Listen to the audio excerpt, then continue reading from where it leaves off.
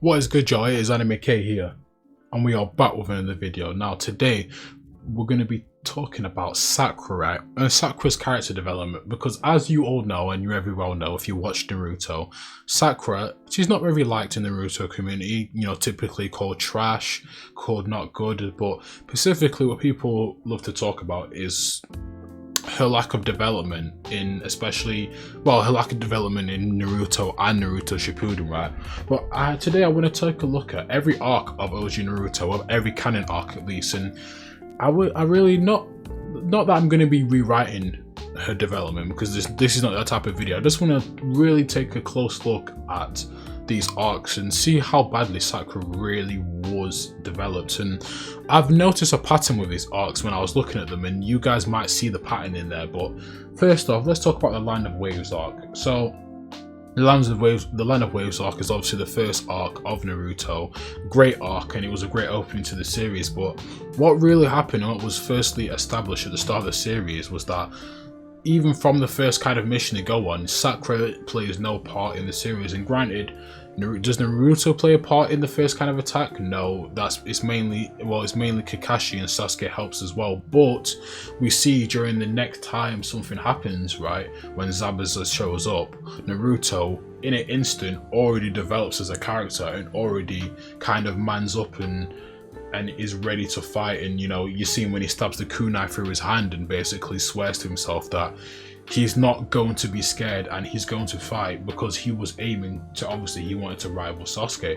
But Sakura, throughout that whole Land of Waves arc, she has no development, and the only significant thing that really I can say that Sakura does is obviously Kakashi basically says she has really good chakra control, right? And that's the only thing you can really point out that Sakura really does, I guess. But even then, she's just naturally good at chakra control, so it's kind of more of a natural thing than her really developing or improving anything.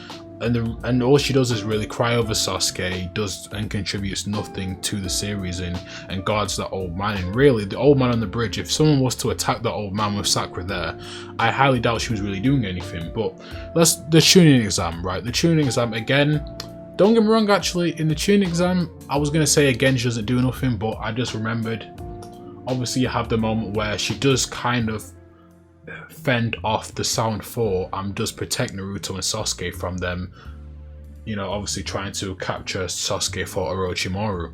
So again, in this arc, yes, Kishimoto does a good job of developing her in that sense. But then again, it's just instantly debunked, right, when you see her fight with Ino, which is one of the worst fights in the Chunin exams. I feel like that was Kishimoto's moment to really give us a Sakura moment and give us a bit of Sakura character development, which he just fails to do. And we get that stupid moment where her and Ino punch each other and they both fall out and they both lose. And I guess he probably just had no plans on her even winning the Chunin exams or even going far in that tournament. So I guess that was an easy, quick way of getting her and Ino both out of there. Now, the Konoha Crush arc, again, this arc basically happens straight after the Chunin exam, where Orochimaru attacks the village, and I know you remember that when Gaara goes crazy and the Sand Village basically help Orochimaru attack the village. And again, with this arc, Sakura, apart from waking Kiba and out of the and breaking the genjutsu quickly that was placed upon everyone, again, she plays no part in this arc and gets saved not only by Sasuke, who is really feeling the effects of that curse mark, but gets saved by Naruto, who again has another bit of character development and uses summoning jutsu to summon Gamabunta. Or I'm forgetting the toad's name. It's not Gamabunta. I forget the toad's name. I'll put it on the screen. But Naruto uses the summoning jutsu, saves Sakura and saves Sasuke, and stops Gaara and changes Gaara. And you have that whole Talk no Jutsu moment with him and Gaara. And Gaara kind of changes for the better. But sticking with Sakura, she plays little to no part in that arc, and gets saved yet again by Naruto. Now, the search for Tsunade, right? Sakura's not even involved in this arc, so I'm not really gonna mention her here, but the Sasuke recovery mission. Again, Sakura, I think it would have been a good thing for Sakura to have gone on that mission and had a fight with the Sound 4. You know, get some more battle experience, plus it again lets the viewers see more of her development. But all she does is cry and begs for Naruto and puts all the burden on Naruto to bring back Sasuke, even though it was her teammate. And even after the fact, once Kakashi comes back to the village, even he, returning from a mission, goes straight back out to see what happens. So, but all Sakura does is just stays there and cries, and it just kind of implies the fact that, you know, women just stay there and cry and allow the men to do stuff. And now, while that may be somewhat of the case in the real world, I don't really want to touch on that because that is a sore topic.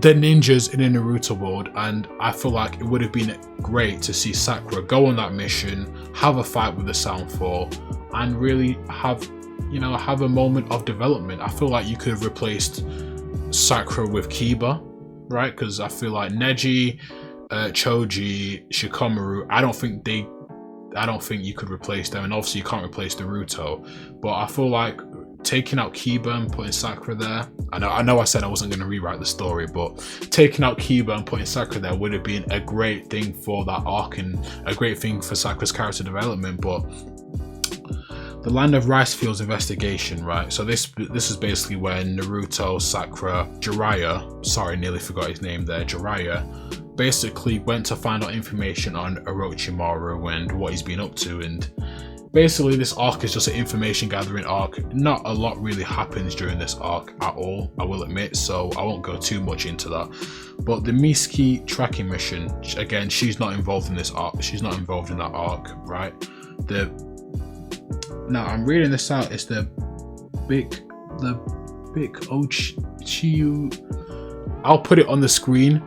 But again, this is the mission where Naruto teams up with Team 8 to search for the rare thing that I just said that I couldn't pronounce. And again, Sakura is not involved in this mission again. Now they got the Kurotsuki family removal mission. She's not involved in that mission, right? You got the Gonsugai capture mission, right? She's not involved in that arc. Got the Cursed Warrior extermination mission. She's involved in that arc, but again, doesn't really do much. You got the Kamiya capture mission, and all these will be on the screen because I know I'm really butchering the pronunciations of these, but again, has little to no involvement in that arc at all. The Buried Gold arc, right? Again, no Sakura. Konoha plans recapture mission, right? And basically in this arc, they had to look for this thing. I don't distinctively remember what it was, but basically it's all of the Konoha 11 have been assigned this mission. And Sakura doesn't really get a lot of screen time during this arc, so there's not really much for me to say with her in terms of her involvement in this arc. Kuruma rescue mission, right? Naruto rescues Kurenai, right? That's what I've got written down. So this is basically Kurenai. She gets captured by these people, and Naruto has to basically go save her with the rest of Kurenai's team. And again, a repetitive thing, Sakura is not involved in this arc. And I'm just going to read out the rest of the arcs quickly to you. So you got the Gametetsu escort mission. So this Naruto teams up with Sakura and Rock Lee to help aid in transferring a criminal to a prison. Again, it's mostly Naruto that does all the heavy lifting on this, and Rock Lee helps a bit, but Sakura does little to nothing, right? And then I have the last arc here, the memory search mission, right? But what I really learned from actually looking at all them arcs and kind of re-jogging my memory on some of them is that what Kishimoto fails to do with OG Naruto, one, there's a lot of key moments during OG Naruto where he had chances to build on Sakura's character development that he just doesn't take for some reason. And then another thing he fails to do is really have Sakura involved in OG Naruto at all, because I didn't realize, right, from watching the show, but when I was looking at all the arcs, even including the filler arcs, which I didn't mention here because I'm not going to mention filler arcs, right, Sakura is just not there at all. Especially that period where when Sasuke leaves the village especially, she just plays little to no part at all in the arcs, or we don't really get to see a lot of we don't really get to see her a lot on the screen, because really it's mainly Naruto teaming up with other teams to do missions, or a lot of the times it'll be Naruto and Kakashi.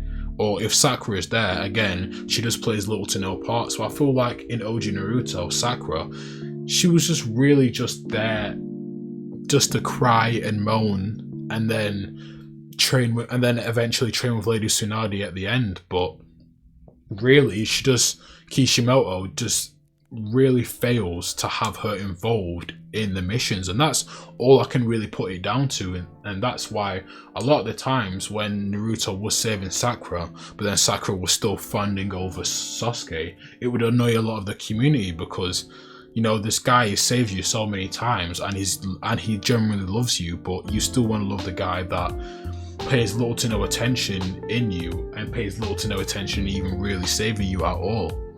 And I think that's where Kishimoto fails Sakura in OG Naruto. And I feel like if written more better, Sakura could have gone into Shippuden as a respected character, and then he could have built off that in Shippuden, instead of waiting all the way until Boruto for really, in my mind anyway, for her to really become a respected character. Or let's say not really Boruto, but let's say the end of Naruto during the war arc. That's when I really think Sakura actually becomes a respected character.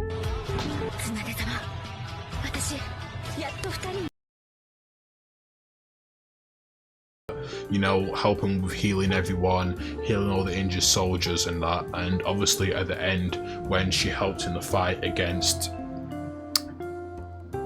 Kaguya, right?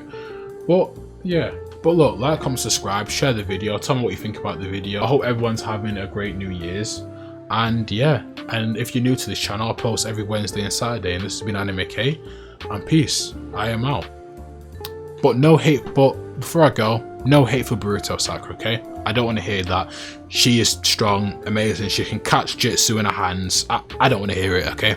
I don't want to hear it.